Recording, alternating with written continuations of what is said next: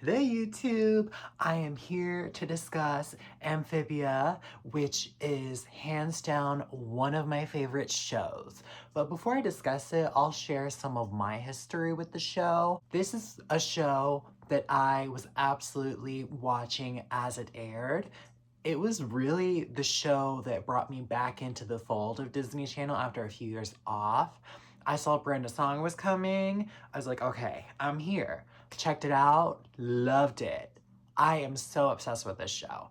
Like, I did not miss an episode. It is what I would look forward to when they were going to air. I have the Marcy journal. I have the art book. I have Polly over here. I am an Amphibia superfan. I would rewatch the show as the seasons were airing. I just loved it that much. I could not get enough of it. This was my show. Then when it ended, I have not watched the show since because the ending was so emotional for me. It was a fantastic ending. I'd say a perfect ending for the show, but it was so emotional. I've been too scared to rewatch the show.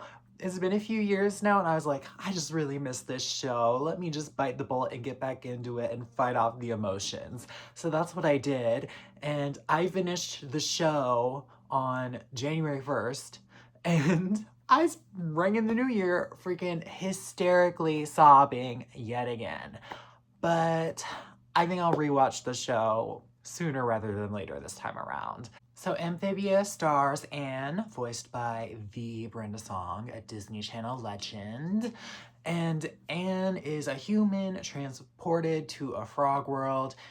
She's with three friends who got transported, but they all got separated. So the show is her getting used to the frog life, finding her friends. Even with all the many characters the show balances, it still really revolves around Anne, and it is undeniably Anne's story. She doesn't know who she is at the start of the show. She was a bit of a pushover in her friend group. She meets Sprig and they become true friends, and Anne really finds herself on this journey to another world. Anne's arc is one of the most compelling main character arcs I've seen. I'm usually like not too fond of a main character, but I couldn't help but love Anne the whole way through. Season 1 is just her getting established in the frog world. We see how having Sprig and Polly and Hot Pop in her life really allow her to open up, and she's able to have more freedom in this frog world without all the responsibilities of school and parental expectations. I mean, if you're sent to another world on an adventure fighting for your life, you're gonna learn a lot about yourself.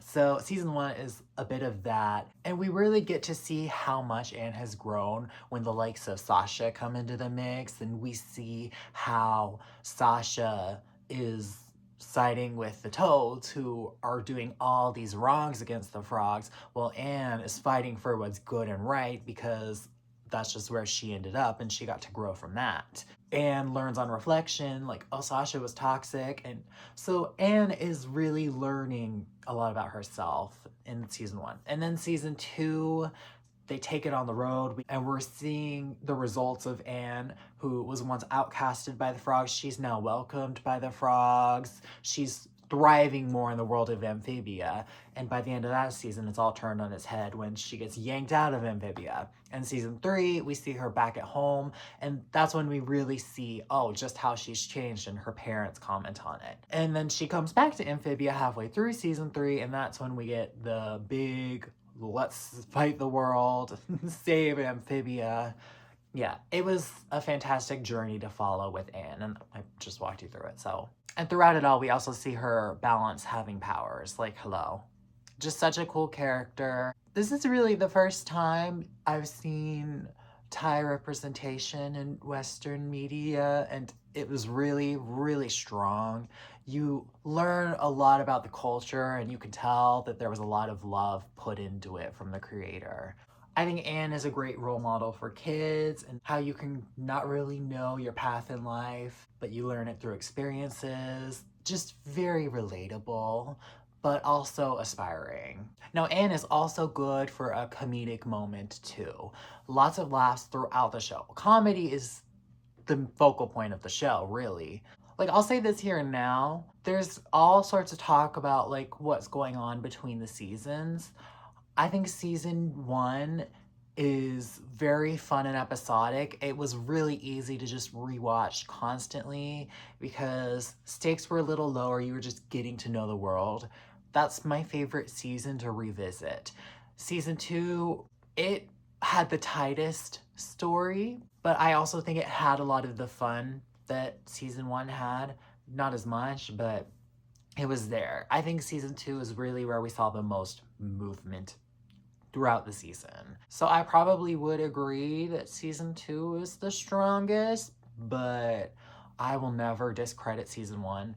And season three, I know it gets a lot of flack for how long it spent in the human world, but I think those episodes are really fun. Like, maybe it's not what we signed up for, but I have a blast seeing how the planters interact with the human world. And I love a lot of the human characters we meet, which I'll definitely discuss them. But then the back half of season three, where they go back to Amphibia, I think the highlight of that is we got to see Anne and Sasha back teamed up. Before the big finale, we got to see them building the army together and how their new dynamic works. That was so much fun. I love all three seasons. I think they all provide something different, something new. All of them hold up great on a rewatch, but I would probably rank them season two, season one, season three, personally. Okay, I've said enough about Anne. I think it's time I move on to the planters.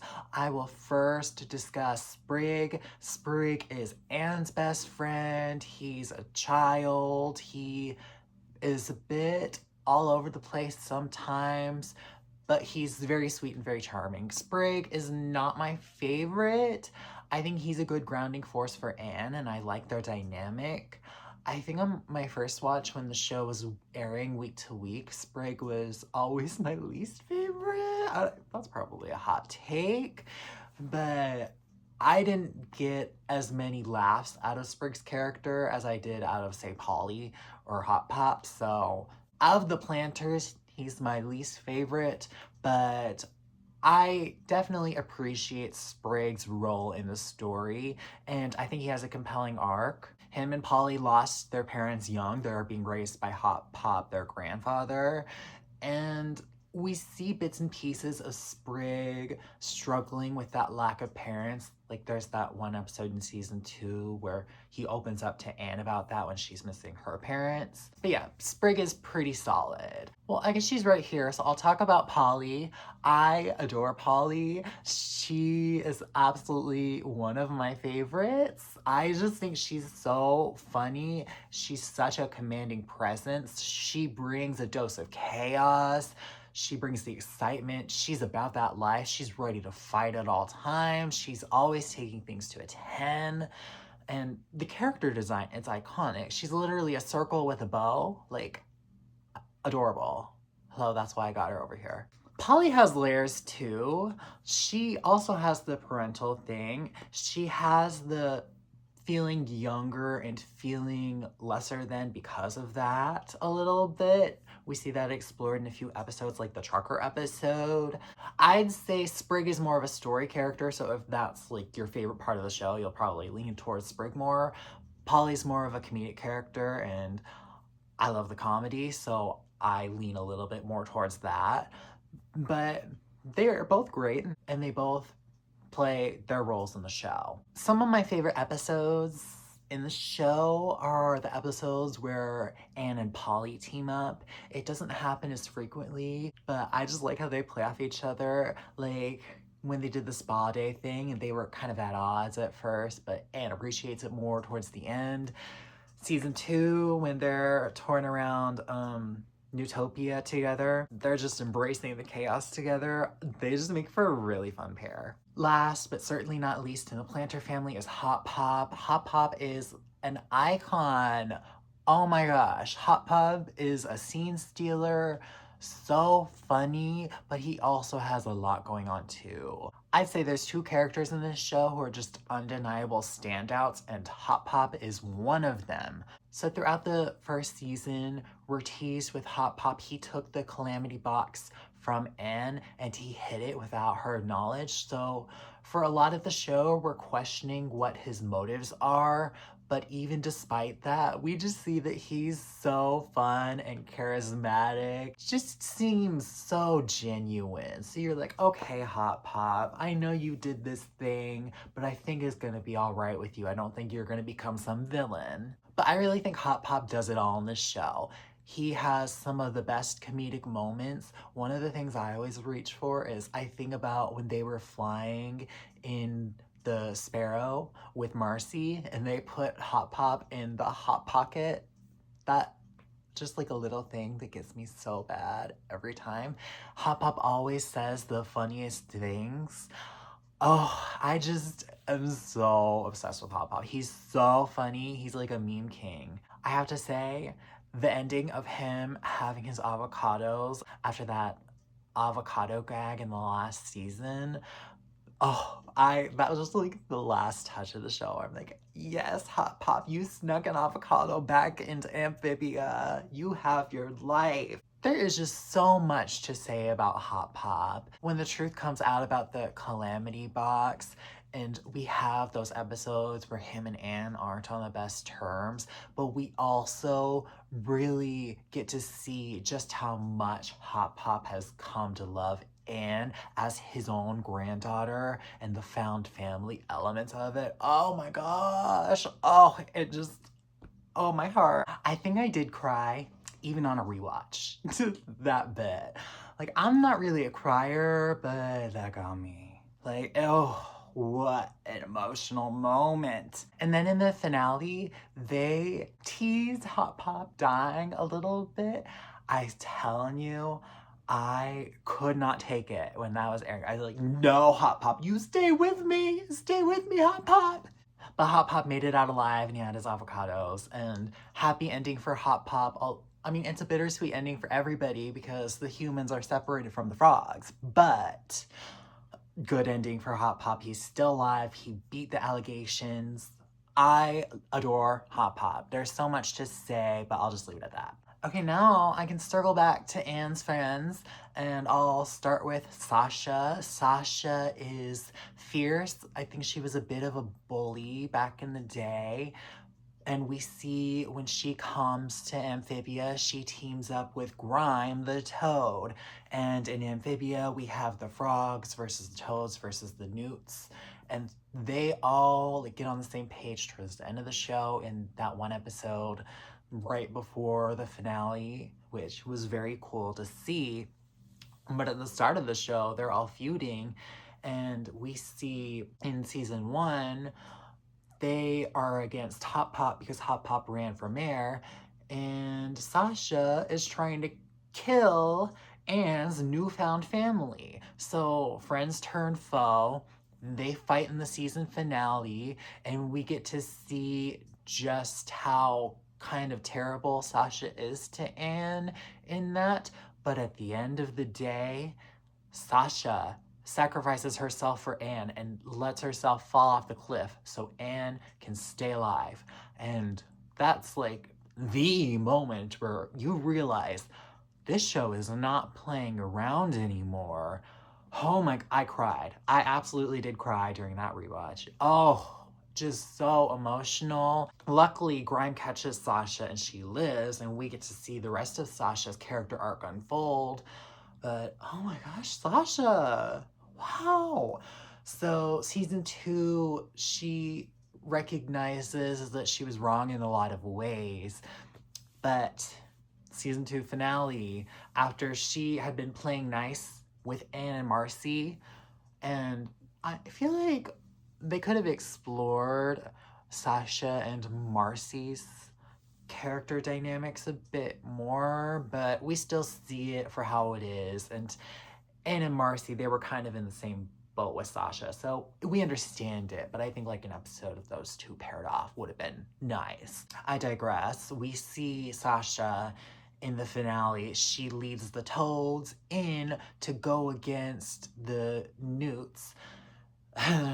Like, Sasha girl, But whatever, when everything goes wrong with Grime, Sasha, she's back with her friends trying to save them all. So I'm like, okay, girl, we can just put this under the rug for now and you can all team up again. I get it. Okay, forgive her. Sasha's forgiven. Bigger things have happened.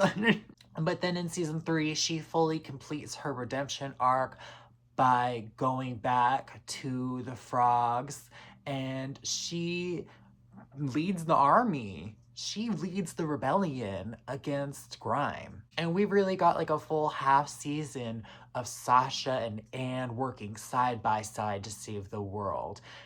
And to go from season 1 to that, it was so rewarding. And you still see the bits of Sasha, and she's still fierce and she's still ferocious, but now she's using it for good. And it was really rewarding to see. Sasha is hands down one of my favorite characters.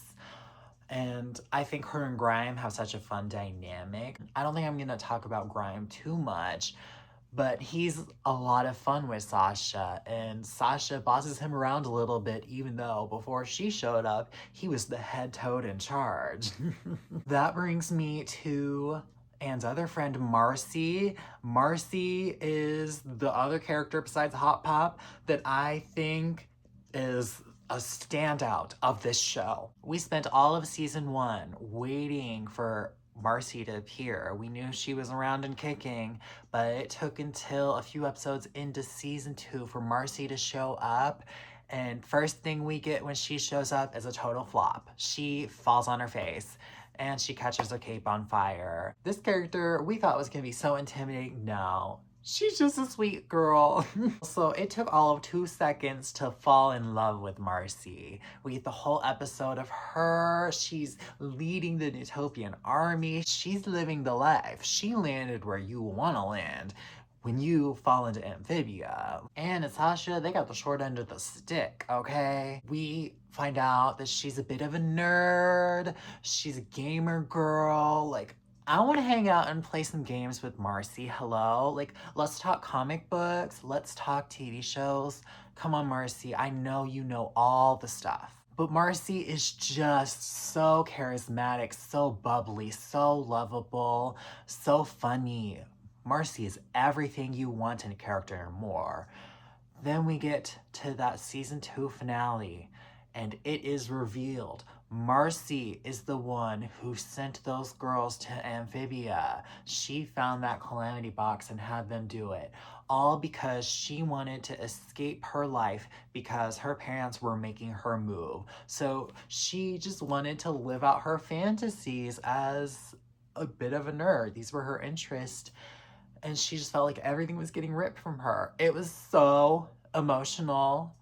Such a devastating reveal. Like, oh, Marcy. Like, she did wrong. Like, no, you separated those girls. You separated Anne and Sasha from their families. That is a bad thing to do. But you can't help but be like, Marcy, oh, why would they do this? Why are they ripping you from your life? Oh, it's so sad.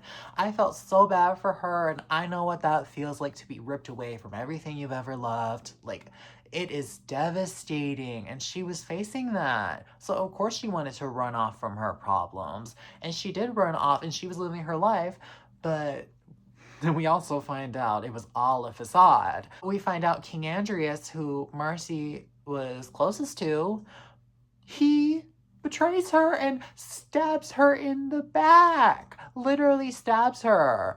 Like, this was crazy. Like, this got the episode delayed for a whole month. It was that crazy. Marcy got stabbed. Like, oh, going from fan favorite bubbly to dead. It was like, I still can't believe that happened. That wasn't the end of Marcy though, because she got taken over by the core. She became Darcy. She was an evil version of herself fighting her friends, but she beat it.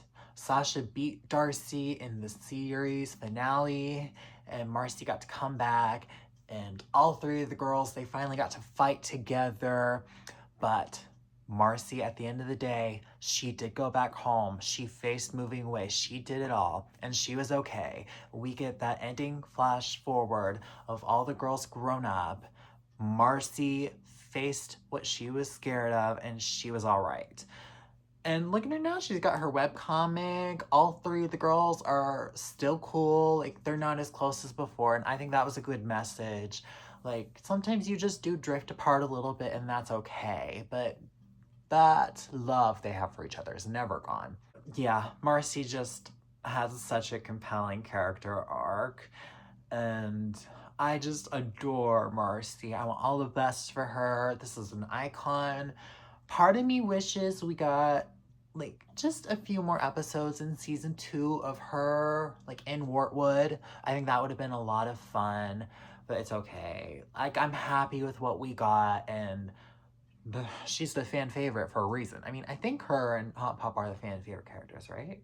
I guess I should discuss King Andreas. He's kind of our main villain of the show.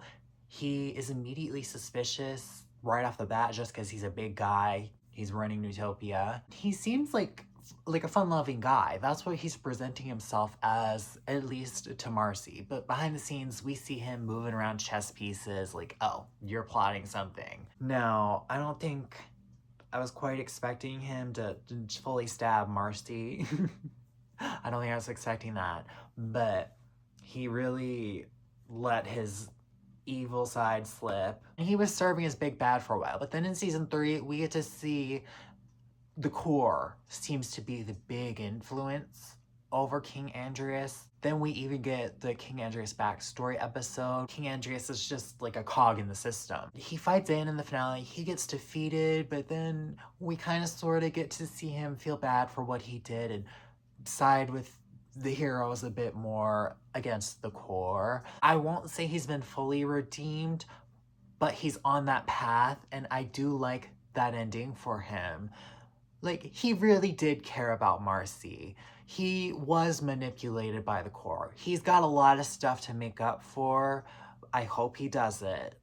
We'll see. I think King Andreas was a fantastic villain for the show. He definitely raised the stakes and he brought a lot of weight to the show.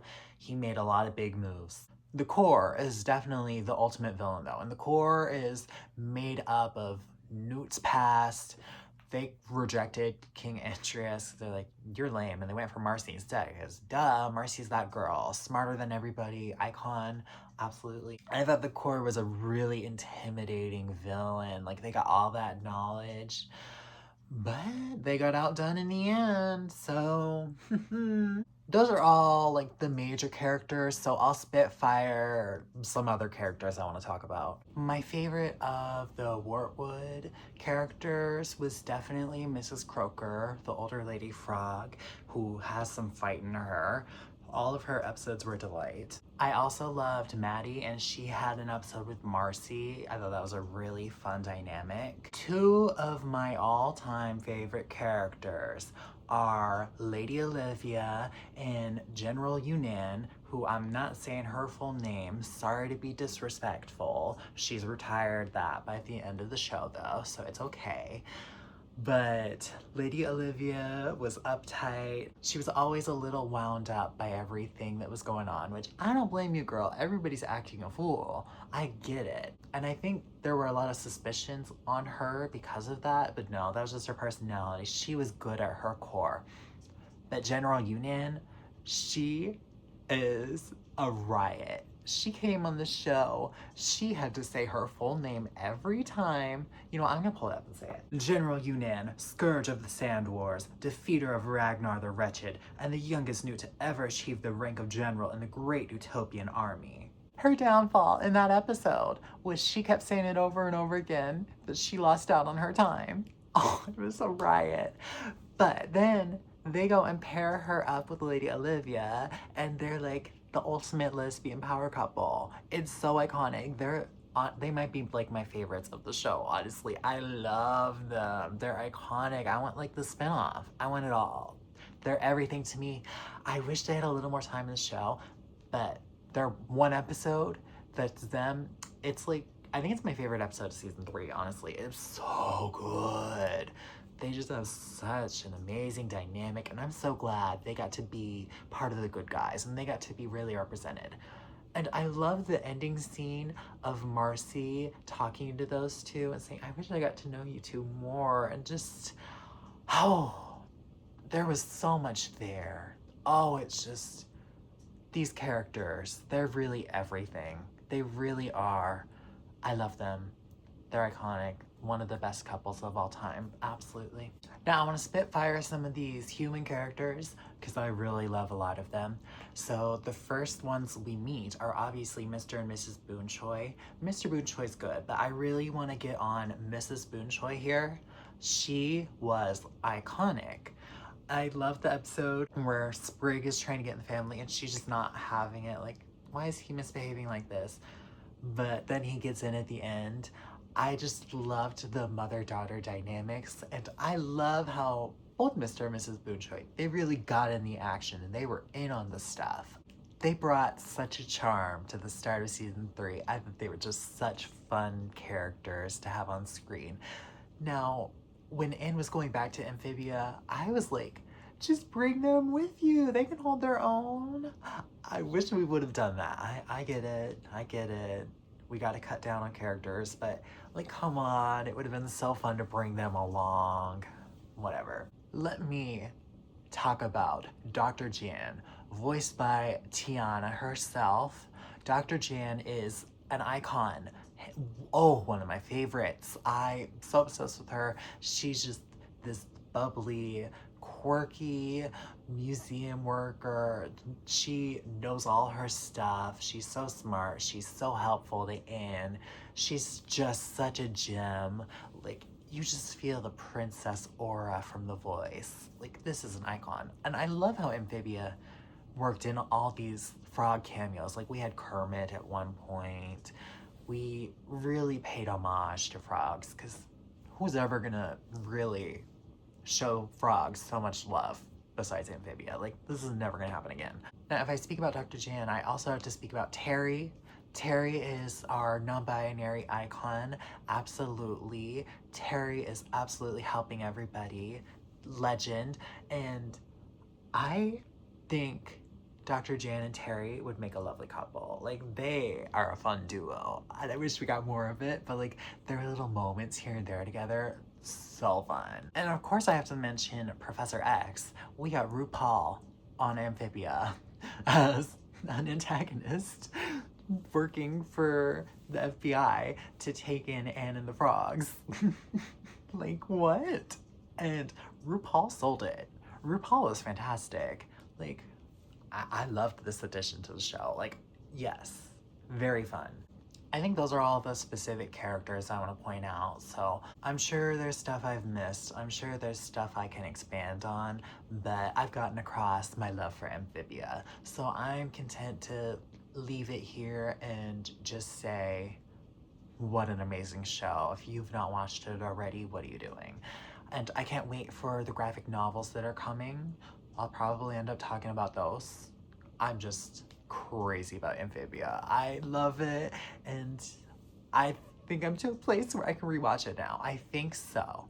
Like, that finale, it really does some emotional damage to me. It really does, but it's good. It's so good. It's just a lot. Oh.